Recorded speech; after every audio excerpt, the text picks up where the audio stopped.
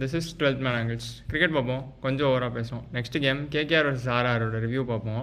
கேகேஆருக்கு finally ஒரு win கிடச்சிருச்சு. RR வந்து இந்த மாதிரி மொமெண்டம் இல்லாத டீமுக்கு ஒரு வின்னு கொடுக்குறாங்க. ஏன்னு தெரில. எஸ்ஆர்ஹெச் இப்படி தான் கஷ்டப்பட்டுட்டு இருந்தாங்க. ஃபஸ்ட்டு வின் ஆர்ஆர் கிட்ட தான் வந்தது. அகைன் கேகேஆருக்கு ஃபஸ்ட்டு வின் ஆர்ஆர் கிட்ட தான் வந்திருக்கு. பியூட்டிஃபுல்லான ஸ்டார்ட் கொடுத்தாரு Jofra Archer. First ball wicket and Jofra Archer. New love story start ஆகுதா அப்படின்னு பார்ப்போம். கரெக்ட். இது வந்துட்டு ஒரு டிபிக்கல் ஈடன் கார்டன்ஸ் விக்கெட்டு. எல்லா ஸ்பின்னர்ஸ்க்கும் செம சப்போர்ட் கிடைச்சது. கொல்கட்டால இன்னைக்கு நரேனியும் சக்கரவர்த்தியும் அடிக்கவே முடியல அவங்களால. நரேன் இன்னைக்கு beautiful comeback after lean patch. இன்னைக்கு 4 overs 14 for 1. அவர் அடிக்கவே முடியல யாராலையுமே. அவர் தான் அந்த மிடில் ஓவர்ஸே கண்ட்ரோல் பண்ணார்.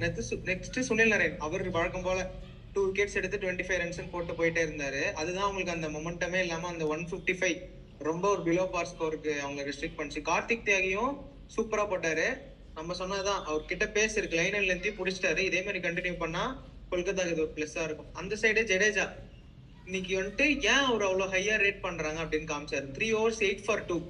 அவர் ஏன் கம்ப்ளீட் பண்ணல ரியான் பராக்னு தெரியல. 3 overs 8 for 2 இருக்க ஒரு பவுலர் எப்படி போட்டா கம்ப்ளீட் பண்ண விடாம விடுறாங்கன்னு தெரியல.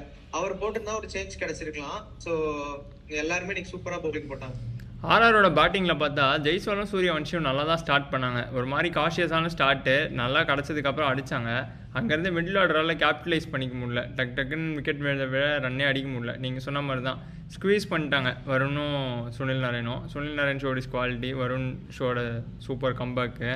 இந்த பக்கம் பார்த்தீங்க அப்படின்னா இந்த பக்கம் பேட்டிங்கில் யாருக்குமே ஒரு மொமெண்டமே கிடைக்கல. யாராலையுமே ஒரு பெரிய இன்னிங்ஸ் ஆட முடியல. ஒரு குட்டி கேமியோ ஆடினார் கேம் கிரீனு. ரிங்குக்கு ஒரு கேட்ச் ட்ராப்பு, யார் ஓவரில் அப்படின்னு தெரில. அந்த கேட்ச் எடுத்துகிட்டு இருந்தால் கேம் அங்கேயே முடிஞ்சு ஆர்ஆர் ஜெயிச்சிருக்கலாம். ஜடேஜா ஓவர்லையே, அதுவும் ஜடேஜா 3 for 8 போட்டிருப்பாரு, 2 for 8 ஆக்கிட்டாங்க. அந்த கேட்ச் எடுத்திருந்தால் ஜெயிச்சிருக்கலாம். ரிங்கு வந்து ஓகே ஃபினிஷரு ஜெயிச்சு கொடுக்கணும். இவ்வளோ மேட்சாக பண்ண முடியல, இந்த மாதிரி ஜெயிச்சு கொடுத்துட்டாரு. ஒரு நல்ல இன்னிங்ஸு. அனுகுல் ராய் சூப்பராக சப்போர்ட் பண்ணார். அங்கே அனுகுல் ராய் ஏதாவது ஒரு தப்பான ஷாட் ஆடி ஒரு விக்கெட் போயிருந்தாலும் அதுக்கப்புறம் டு த பவுலர்ஸ் தான் கஷ்டப்பட்டுருப்பாங்க. ரிங்குவால் அடிச்சிருக்க முடியாது. ரிங்குக்கு அந்த எண்ட்லேருந்து ரன் கிடச்சது ஒரு அட்வான்டேஜாக பார்க்குறேன். கேகேஆர் இந்த மொமெண்டம் அப்படியே டோர்னமெண்ட்குள்ளே எடுத்துகிட்டு போவாங்க, திருப்பி இன்னும் 2-3 கேம் ஜெயிப்பாங்க அப்படின்னு பார்ப்போம். நீங்கள் இந்த மேட்ச் பற்றி என்ன நினைக்கிறீங்க அப்படின்றத கமெண்ட்ஸில் சொல்லுங்கள்.